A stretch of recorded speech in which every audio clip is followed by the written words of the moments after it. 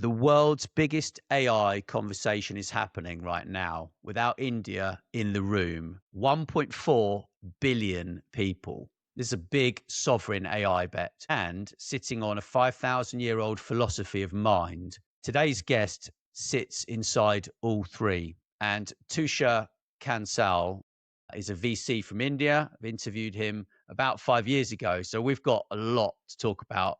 I know you want to sort of introduce yourself a little bit and tell me what's been happening since we spoke before. Sure. Thank you. It's been, I think, 5+ years when we spoke last, and we had a great conversation. I remember at that time as well. I am a founder and CEO of Consultancy Ventures. We are a venture capital firm with a network of investors which ranges from 1,700 international and investors based out of Singapore, by US, UK, India. We also invest in IPOs, and I'm a venture partner with a Canadian venture capital fund and a US based angel fund. I was taken as a financial influencer on the board of a solar company, GP Eco Solutions, before its IPO.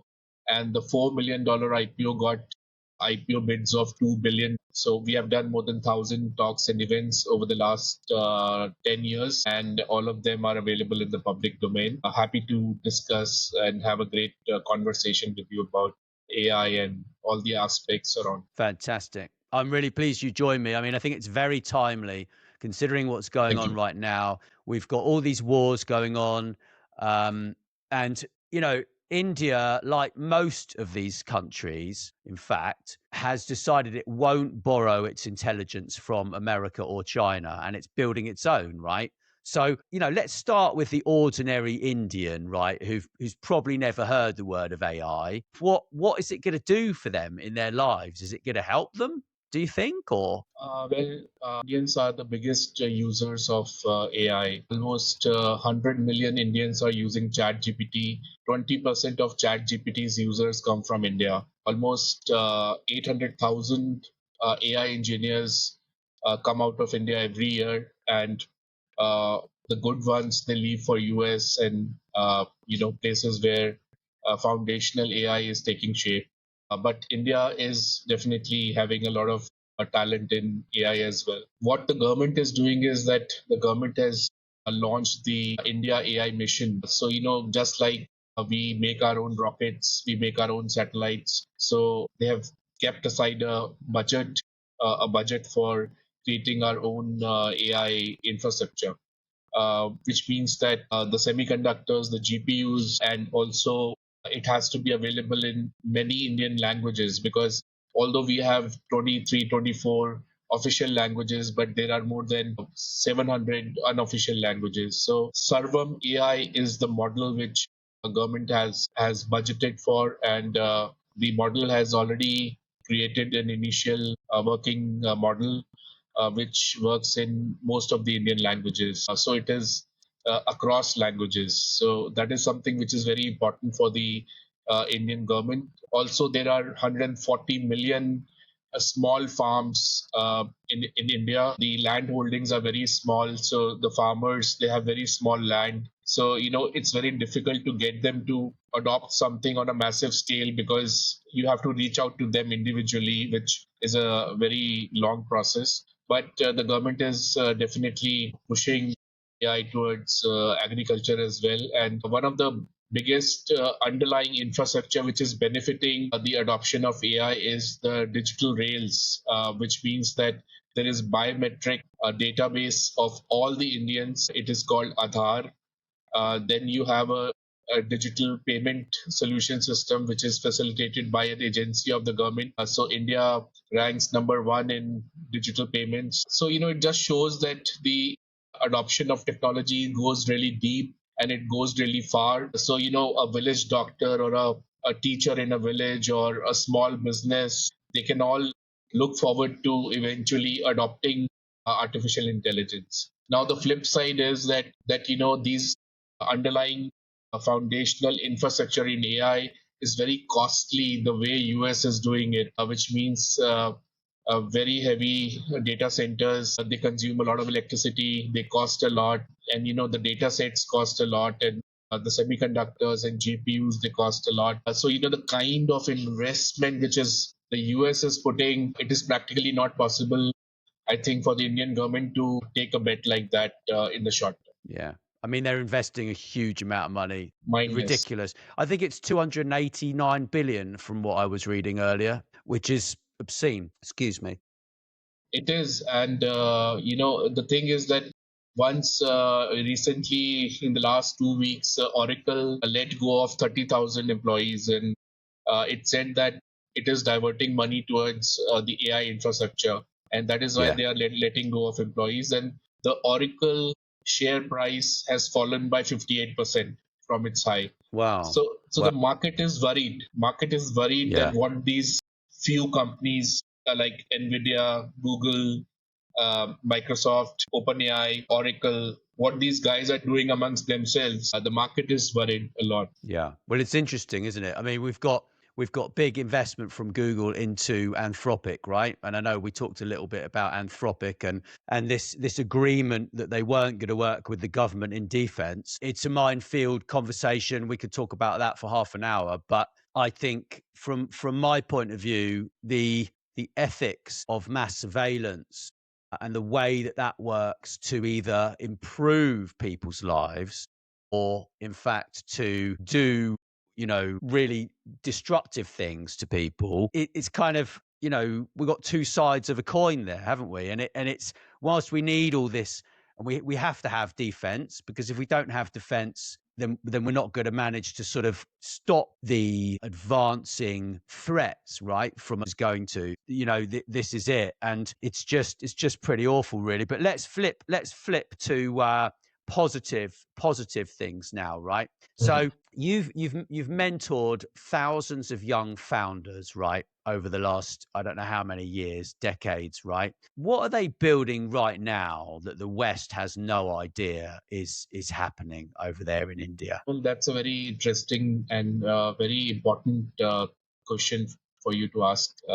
Because, the fact is that because of the multilingual system in India, where there are so many languages, so many cultures, so many different kind of people, the diversity is mind-boggling. So the government has made the foundational aspect of any AI infrastructure, keeping the multilingual stack as the real frontier. So Servam AI is working towards a sovereign AI ecosystem built on India's wide-ranging cultural and linguistic diversity. They have already released a domain-specific agriculture model which enables farmers to connect in different languages.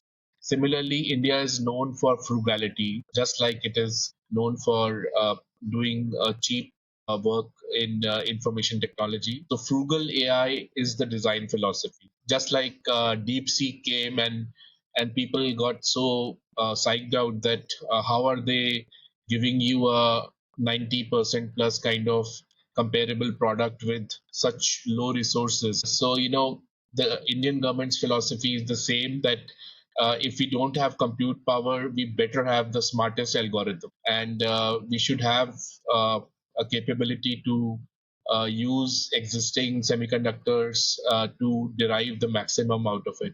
And this is typical Indian thinking, which is called Jugaad. Jugaad is a thinking which says that make it work somehow. Right. And for 140 million farm holdings, agriculture technology is going to work at a scale which it is difficult to even imagine. Like there are startups like Fasal which are deploying IoT sensors, predictive modeling, and AI-powered micro weather forecasts. Similarly, in healthcare diagnostics, there is Niramai, which uses AI-powered thermal analytics to offer non-invasive radiation-free breast cancer screening. And the identity plus AI layer has been built on the India stack, which I just mentioned, the biometric through Aadhaar and the digital payments through UPI. And there is a DigiLocker system where all the know your customer information can be stored in DigiLockers. So you don't have to worry about authenticating yourself at any stage with any technological product. So these things are really pushing the case for a strong Indian AI. But I will tell you that there are some downsides to it as well. For example, India, is using Western AI foundational models like ChatGPT, Claude, and others. Actually, in the hands of the Americans, like they might decide one day that they want to double the price of it, or maybe triple the Right. price of it. They might say that the alternative models from China, India will not use because of strategic reasons. So, in such an eventuality, India will pay the price for using American products at this scale. Right. Then, the data, our data, Indians are very, very responsive. We comment a lot, we talk a lot, we give our viewpoint a lot. That throws a lot of data. Now, the American companies love this data because it's coming from Yeah. a billion users. Right. So our data is not staying in India. It is staying in foreign shores. That is the other downside.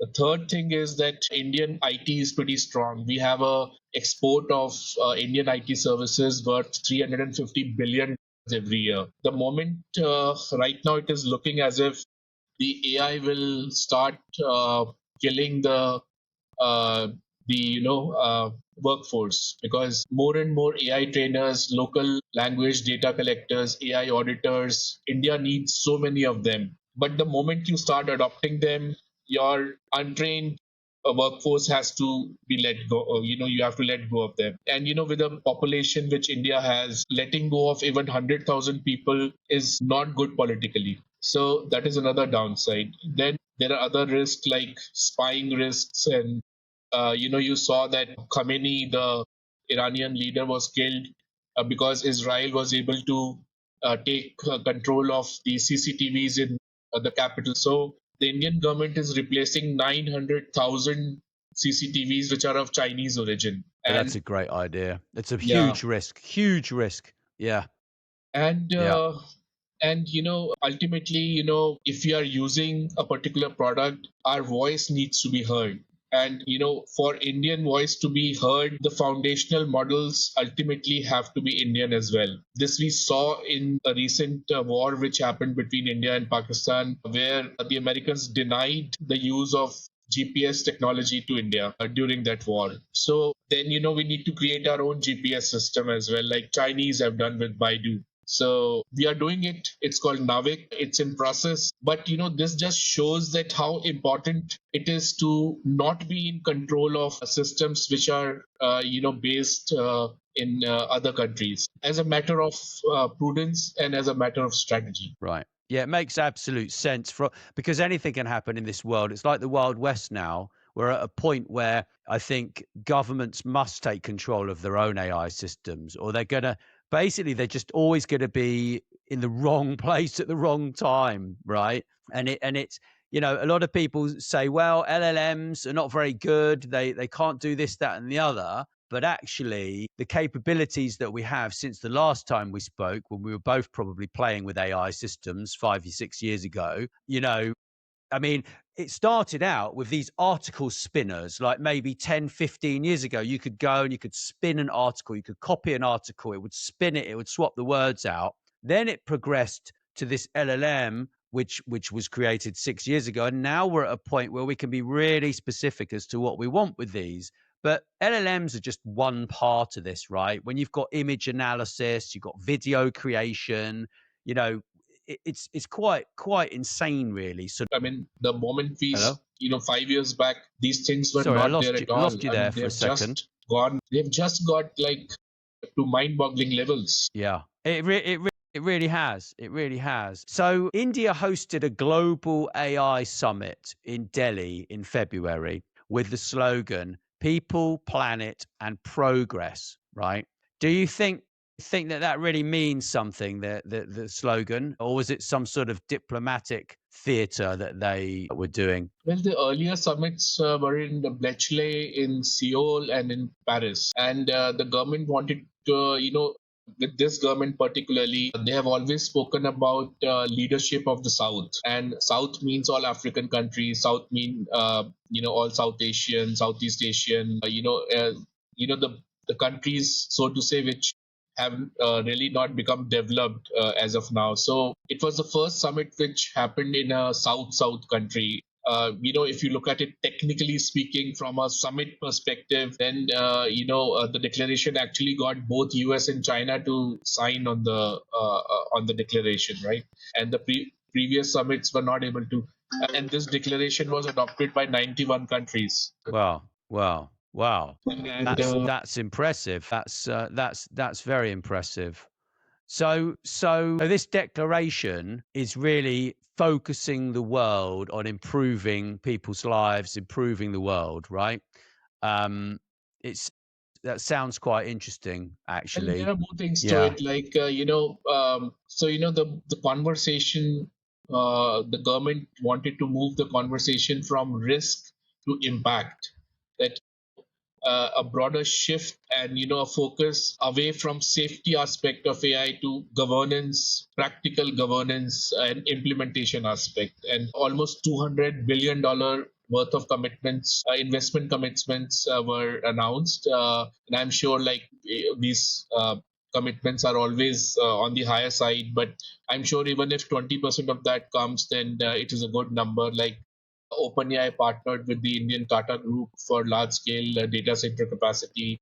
Anthropic signed a strategic agreement with Infosys, the Indian bellwether IT company. The government also announced that instead of 38,000 GPUs for the India AI mission, we will add 20,000 more GPUs to it, so to say, to build on the server AI, which foundational model. And India formally joined the Pax Silica, which is US-led technology alliance aiming at building secure semiconductor supply chains. That's when Server AI also showcased India's first truly sovereign LLM. It did a lot of good for us. Whether it matched up to the level at which Nvidia works or OpenAI works, of course, it would not have matched to that level, because the kind of money these guys are putting in is crazy to match for right now a country which is one-fifth the size of US. Right, right. Yeah, I mean it is literally crazy, but it's like you're doing something which sounds really quite interesting. It sounds innovative and you are ahead. You're ahead of a lot of places in the IT world, right?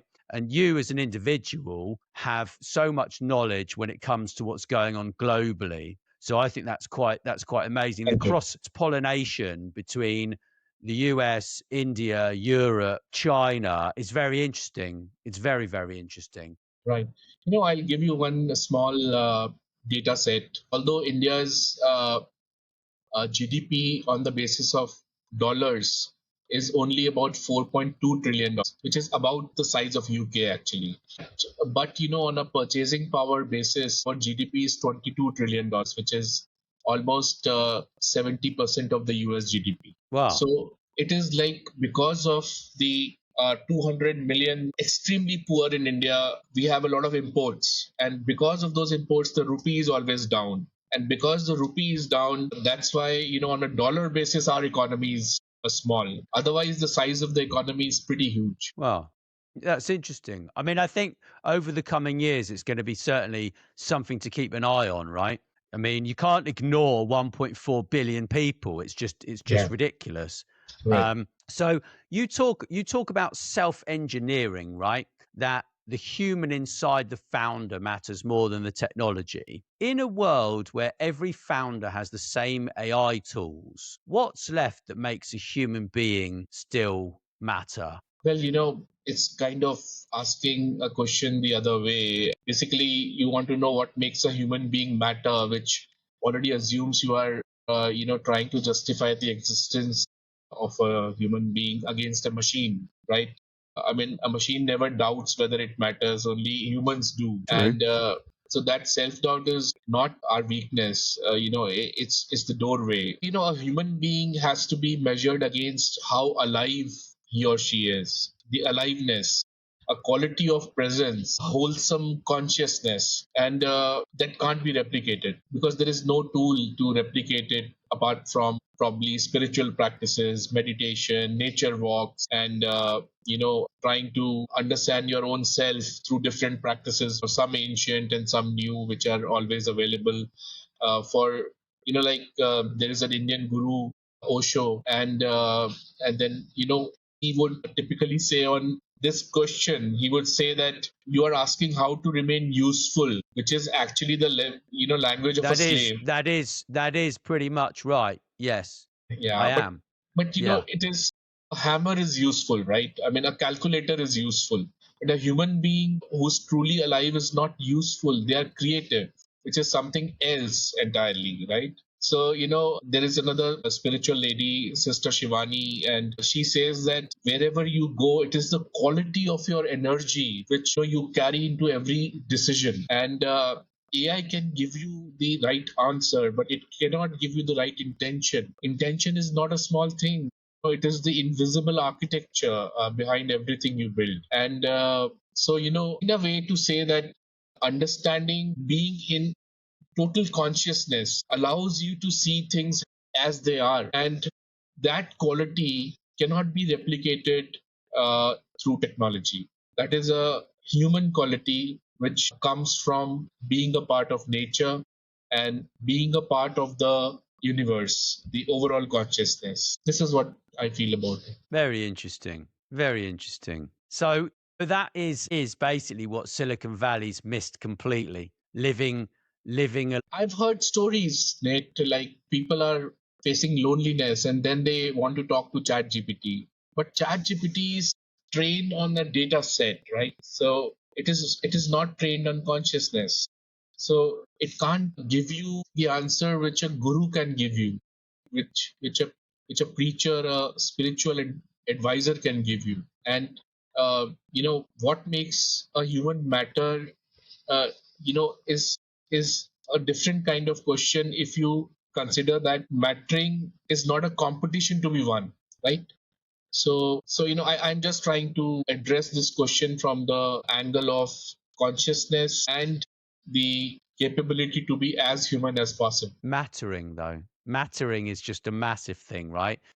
People don't really know what India is doing, right? Like that's the thing, yeah. Because America is having this conversation, Europe is having this conversation, the UK is having a conversation. Well, I don't know what they're talking about at the moment, but India isn't in the room, right? Visibly. So, do you think that the West is sort of not seeing this like human approach that India has because they're not sort of vocal about it? Well, I find this question quite, to me, like, the scale of human engagement in India is staggering, and almost no one in the West can absorb it. Like 100 million weekly active ChatGPT users, making it OpenAI's second largest market after the US, and largest number of student users of ChatGPT of any nation globally. The students are deeply integrating AI into their learning lives, and 1 in 8 of ChatGPT's 800 million global weekly users are in India. 1 in 8, Wow. which is Wow. 12.5%. And so, what? 20% of ChatGPT Android app downloads have come from India. So the usage is humongous. Probably what you mean to say by your question is that we are missing from the foundational infrastructure. So, but let me tell you, because our IT workforce is humongous, it's millions. The kind of apps which Indians are creating on the underlying basis of these models, it is mind-boggling. It has Right. use cases from like every aspect of life. 80% of employees they report using AI in their workplace on a regular basis, and the US is about 50%. This is from Stanford AI Index 2026. Mhm. And so, even in the LinkedIn's relative AI skill penetration index, India leads the world at 3.0, meaning AI skills appear in Indian professional profiles 3 times the global average. Wow. So Wow. ahead of US at 2.0 and Germany at 1.8. Wow. And So adoption mhm. is huge, and I'm sure that foundational things will also follow. And the talent pool is also huge. 50,000 plus researchers. This is just behind the US at 2,220,000 researchers, and ahead of Germany at 48,000 researchers. Wow. Wow. Do you think it's something to do you think it's because there are so many people there, or do you think it's because of the nature of the people that they're quite competitive when compared Actually, to other our families, countries maybe? our families are always pushing you to learn. Knowledge is like something which the Indian family will really toast and grill you, that learn more, learn more, learn this, learn that. And everybody I know, amongst my family members, friends, everybody is doing something or the other, learning something or the other. So the education is a part of the family upbringing in India. You have to learn, you have to, because you have to achieve, and you have to do, be successful, and the way ahead is through learning and education. This is the whole motive of the Indian family. Right. And That's how I live like that myself. If you're not learning, you're not growing, right? you And are not, that's and you are learning even now.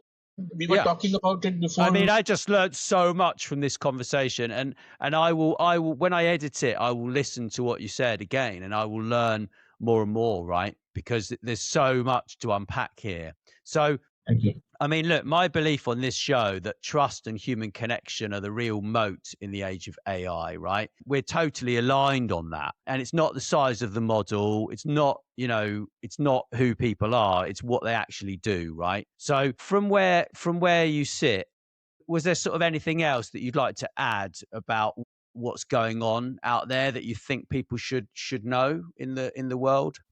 Well, one thing is that trust as a moat is not in technology. It is what happens when technology fails and when two products are functionally identical. When an AI customer service agent gives the same answer as a human, you still prefer the human, because, not because the answer was better or something like that, but being heard by a human gives you a different, it registers differently in your nervous system. It releases some hormones in you which probably they will not release if you are talking to a technology. So the humanness to it, the aliveness to it, the consciousness to it, the team building, uh, the team building spirit behind it, and the feeling of being a part of something, being a part of a community, or doing something together. Those things are intensely personal, and they are part of each and every human being. And uh, they can they can not be replicated through the use of technology. So the most human connection in commercial contexts are not deep, right? Somebody, your relationship manager sitting and talking to a client, there is no depth to it, right? It is a process. So but when we are talking to a guru or a mentor or a preacher or a spiritual person, then we are talking about life itself. Why are we here? And that is something, that exploration is individual to each person, because each person is at a different level of consciousness based on what he or she has experienced till now. So they also have to grow to a higher consciousness for them to be blissful and happy with life as they have lived and as it has come to them, and so that they can move to a better consciousness, delivering more to humanity, not only receiving but also giving. And that for me is not replicable in any which way. I'm just nodding away because it's totally like I totally agree with all of that.